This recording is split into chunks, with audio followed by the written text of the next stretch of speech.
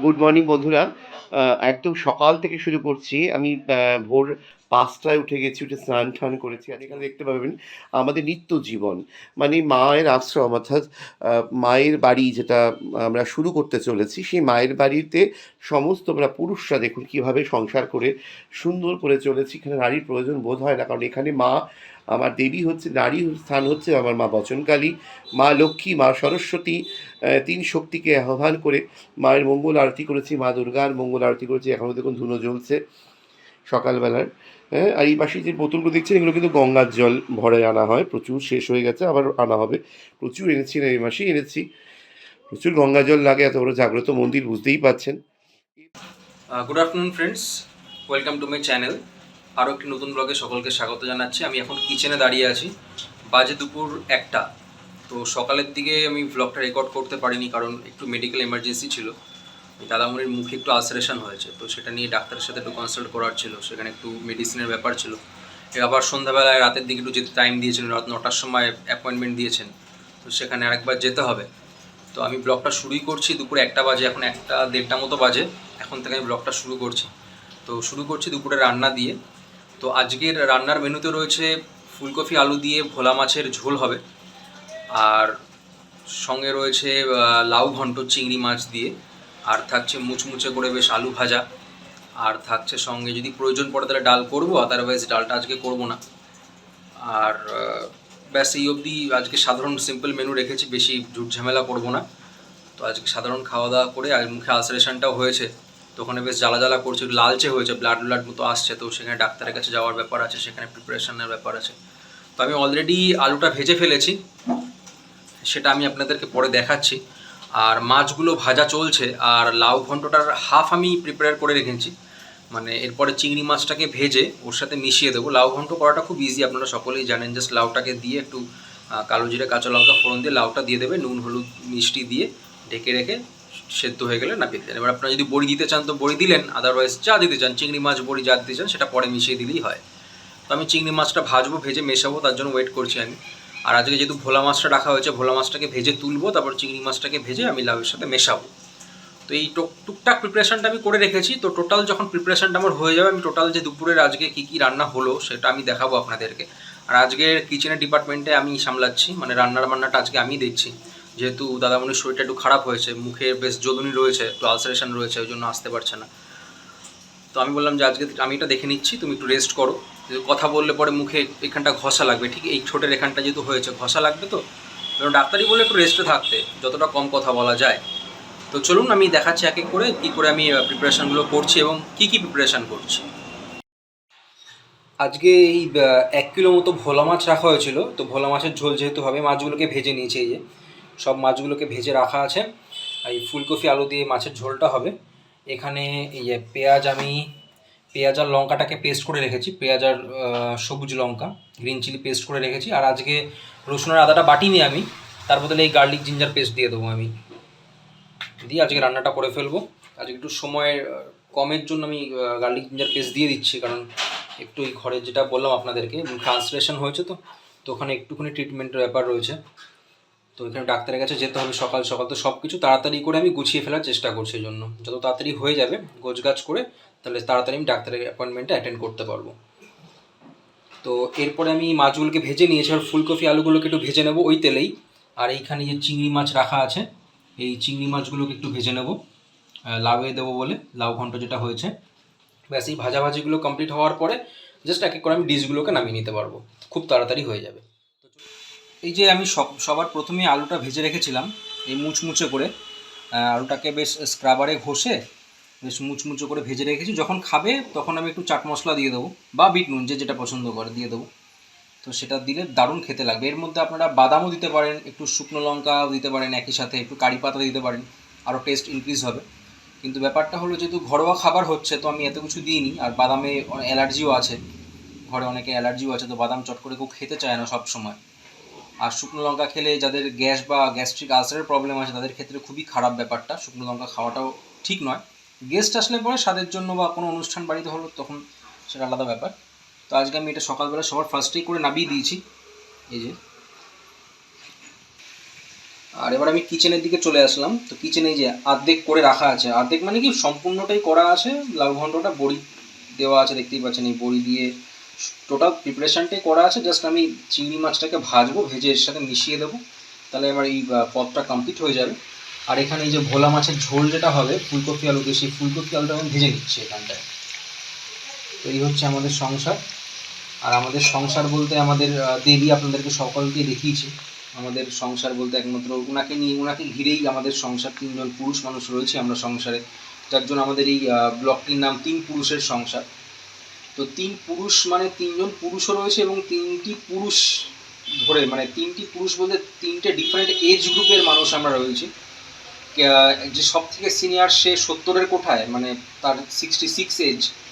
তারপরে যে সে 50, আর আমি সব থেকে ছোট। আজকে আমি যেহেতু ক্যামেরাটা হাতে নিয়েছি, আজ আমি সব থেকে ছোট আমি বলছি, তো আমি হলাম 30। তো ডিফারেন্ট তিনটে এজ গ্রুপের মানুষ আমরা একসাথে রয়েছি এবং সংসারটাকে টেনে নিয়ে চলেছি। এই আজকের সমস্তই রান্না বান্নার দিকটাকে আমাকেই দেখতে হচ্ছে, যেহেতু দাদামণির শরীরটা একটু খারাপ হয়েছে, এর মুখে আলসারেশনটা হয়েছে, কথা বলতে বারণ করে দিয়েছি, ডাক্তার একটু রেস্টে থাকতে বলেছে। ওই সন্ধ্যাবেলা অ্যাপয়েন্টমেন্ট দিয়েছে 9টা নাগাদ। তো দিয়ে একটু বললো ওই স্কেলিং করতে হবে, আর স্কেলিং করার পাশাপাশি ওই যে আলসারেশনের জন্য যদি কোনো মেডিসিন থাকে সেটাও ডাক্তারবাবু রেকমেন্ড করে দেবে। আর এখানটা এই যে মাছগুলোকে ভাজা আছে আপনাদেরকে আগে দেখিয়ে দিয়েছি। তো এই হচ্ছে আমাদের সংসার চলছে, সমস্ত কিছু মানিয়ে গুছিয়ে নিয়ে চলছে, সব রকমভাবে চেষ্টা করছি সংসারটাকে চালানোর। কারণ আমাদের থেকে বেটার হয়তো আপনারা জানেন যে আপনারা হয়তো সংসার ভালো চালাতে পারেন, অনেকে আমাদের থেকে অভিজ্ঞ পটুও আছেন, অনেকের ঘরে স্ত্রী রয়েছেন, কারোর ঘরে মা রয়েছেন, তো সবাই মিলেই সংসারটাকে সামলান। কিন্তু আমাদের ঘরে সেরকম অ্যাক্টিভ মহিলা কেউ নেই যে সংসারটাকে একটু দেখে রাখবে। আর বয়স্ক মানুষ একজন রয়েছেন, মা রয়েছেন, তার বয়স প্রায় 80। তো তার বেশিক্ষণ দাঁড়িয়ে থাকলে পরেই 80+ বলবো আমি। তো বেশিক্ষণ দাঁড়িয়ে থাকলে পরে তার কোমরটা একটু ব্যথা হয়, শরীরটা যেহেতু একটু ভারী হয়ে গেছে, তো কোমরে একটু ব্যথা হয়, তো বেশিক্ষণ দাঁড়িয়ে থাকতে পারে না। এই মুখে বলে টলে দেয়, একটু বলে দিল যে কোনটা কী করে করতে হলো, যেহেতু আমি যদি সব কিছু জানি না, তো সেগুলো একটু বলে বলে দেয়।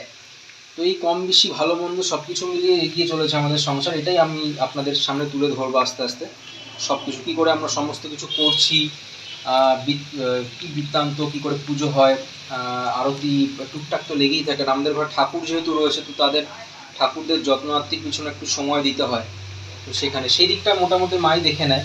তো টুকটুক করে পুজো দেওয়া বলুন, প্রসাদ দেওয়া, তো এইগুলো মাই করে সমস্ত কিছু। আর বাদ বাকি যে কাজগুলো আছে সেগুলো আমার একটু ভাগ করে নিই, যখন যেটা যার ভাগে পড়ে আর কি। আর কাজ তো একটু করতেই হয় সবাইকে। তো আপনাদের এই সংসারটা কেমন লাগছে, এই তিন পুরুষের সংসার, যদি ভালো লাগে তাহলে অবশ্যই কমেন্ট করবেন।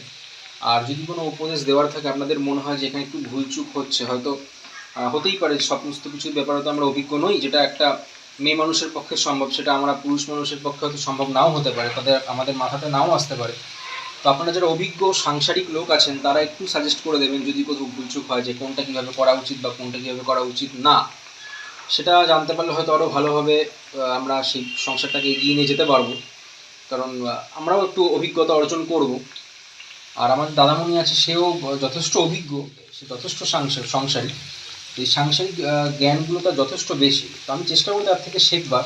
এবং আপনারাও যারা যথেষ্ট মানে সংসারের সাথে যুক্ত হয়ে আছেন, যারা সাংসারিক মানুষ রয়েছেন, তারাও হয়তো কোথাও যদি মনে করেন যে এখানে ভুল হলো, বা এটা এইভাবে করলে ঠিক হতো, বা এটা এখানে এই জিনিসটা করলে ঠিক হতো, তো অবশ্যই ইউ আর মোস্ট ওয়েলকাম, আপনারা সাজেশান দেবেন, কমেন্ট করে জানাবেন সেটা।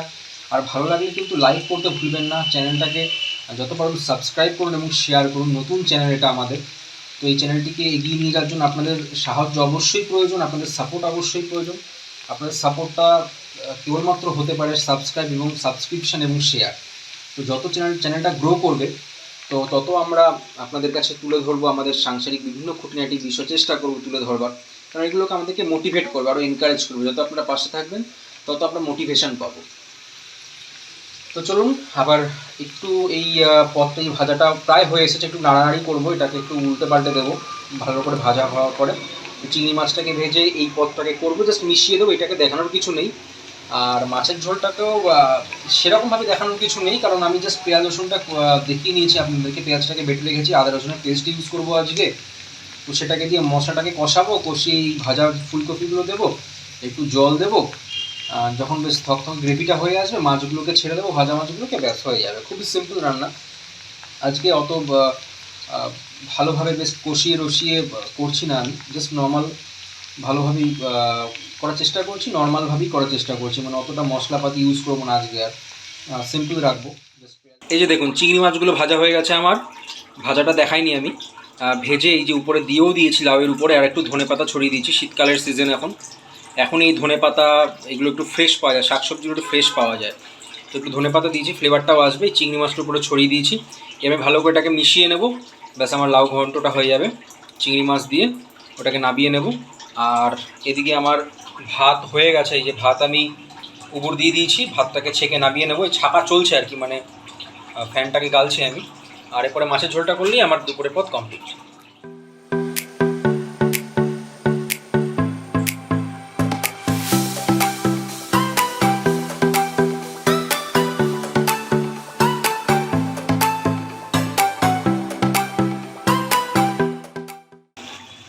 তো এখানে দেখুন মাছের ঝোলটা করব বলে আমি পেঁয়াজ বাটা, লঙ্কা বাটা আর আদা রসুনের পেস্ট তেলের মধ্যে দিয়ে দিয়েছি, সাথে একটু ধনেপাতা দিয়ে দিয়েছি ফ্লেভারের জন্য। এটা এবার কষাবো আমি ভালো করে, আর প্রয়োজন মতো নুন দিয়েছি, চিনি দিয়েছি, দিয়ে এটাকে ভালো করে কষাবো। কষিয়ে তারপরে ওই ভাজা ফুলকপি আলুগুলো দিয়ে দেবো এর মধ্যে, সবজিগুলো দিয়ে আরেকবার একটু ভালো করে কষিয়ে জল দিয়ে ঝোলটাকে, গ্রেভিটাকে বানিয়ে দেবো, তারপর মাছগুলো ছেড়ে দেবো। আমার মাছের ঝোলটাও রেডি হয়ে গেছে, এই যে ভোলা মাছের ঝোল দেখতেই পাচ্ছেন। এই যে ফুলকপি আলু দিয়ে ভোলা মাছের ঝোলটাকেও রেডি করে ফেলেছি, উপরে একটু ধনেপাতা দিয়ে গার্নিশ করেছি। একটু পাতলা, কিন্তু অতটাও পাতলা নয়, মানে একটু ঘন কিন্তু একটু পাতলা গ্রেভিটা হয়েছে, মানে খুব ঘন নয় খুব পাতলাও না, মিডিয়াম আর কি। তো এই হচ্ছে আমাদের টোটাল দুপুরের মেনু হয়ে গেল, মাছের ঝোল, আলু ভাজা, লাউ ঘন্ট, ভাত। তো এই মাছের ঝোল। আর আরেকটা নতুন জিনিস আমি এখন করছি, বললো খাবে, ইচ্ছা হয়েছে একটু খাবার, জানি না আপনারা খান কিনা সেটা, তো চলুন আপনাদেরকে দেখাচ্ছি যেটা আমি কি করছি ওটা। এই হলো সেই জিনিসটা যেটার কথা আমি বলছিলাম আপনাদেরকে। তো এইটা হচ্ছে লাউয়ের খোসা, এরম পিস পিস করে কেটেছি, সরু সরু সরু করে কেটে নিয়েছি আমি। এটাকে আমি ফ্রাই করব একটু কালো জিরে কাঁচা লঙ্কা ফোড়ন দিয়ে, এটাকে ভালো করে ভাজবো, দারুণ খেতে লাগে এটাকে। এটাকে আপনার একটু বেসন, হালকা বেসন মাখিয়েও ফ্রাই করতে পারেন, মানে এটাকে আপনার আপনার মর্জি মতো ফ্রাই খেতে পারেন, মানে এটা ফ্রাই খেলে ভালো লাগে আর কি। এটা অ্যাকচুয়ালি হচ্ছে লাউয়ের খোসা। তো জানি না আপনারা খান কি না এটা, তবে যদি না খান তো একদিন ট্রাই করে দেখবেন, দারুণ লাগবে খেতে আমি বললাম।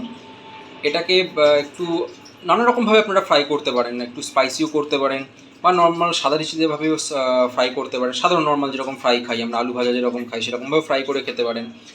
ভালো লাগে বেশ খেতে, মুচমুচে হলে বেশ দারুণ খেতে লাগে। মোটামুটি এটা দিয়েই অনেকটা ভাত খেয়ে নেওয়া যায়, মানে একটা পদ বলা যেতে পারে এটাকে। দারুণ হয় রান্নাটা, খুব কঠিন কিছু নয়। লাউয়ের খোসাগুলোকে সরু সরু পাতলা পাতলা করে কেটে নেবেন এরকমভাবে, কাটার পর এটাকে একটু ধুয়ে নিয়ে ভালো করে বেশ কড়াইতে কালো জিরে কাঁচা লঙ্কা ফোড়ন দিয়ে এগুলোকে ছেড়ে দেবেন, প্রয়োজন মতো নুন দিয়ে দেবেন, দিয়ে ভালো করে ফ্রাই করে নিলেই রেডি আপনার।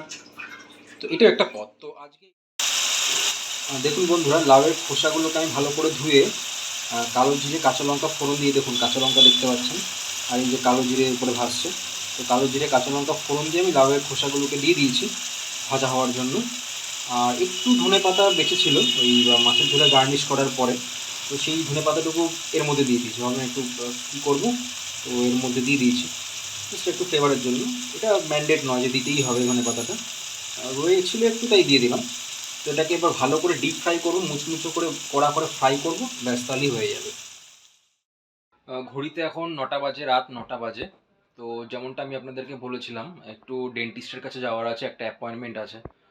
তো যেতে যেতে 10-15 মিনিট সময় লাগবে, তারপরে উনি একটু ওই চেক আপটা করবেন। তো করার পরে দেখা যাক কী হয়।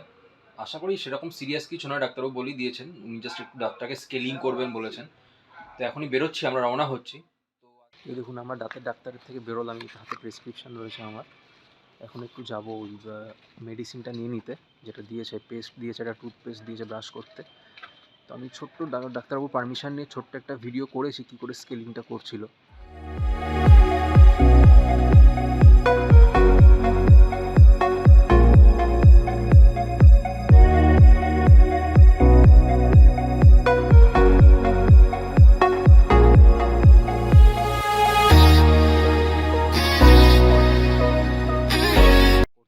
লেগে গেল, প্রায় 1.5 ঘন্টার মতো সময় লেগেছে। তো এখন যাচ্ছি একটু মেডিসিনটা নিয়ে তারপর বাড়ির দিকে যাব। আজকের ব্লগটা আমি এখানেই শেষ করছি। তো দেখা হচ্ছে আরও একটি নতুন ব্লগে, আর একটা নতুন দিনে। তো ততক্ষণের জন্য আপনারা সবাই ভালো থাকবেন। আর প্লিজ আমার চ্যানেলটাকে একটু সাবস্ক্রাইব করবেন, শেয়ার করবেন যতটা সম্ভব। আর এই নতুন চ্যানেলটাকে আপনাদের সাপোর্ট ছাড়া এগিয়ে নিয়ে যাওয়া একদমই সম্ভব নয়। তো প্লিজ পাশে থাকবেন। Please subscribe and support my channel. Thank you.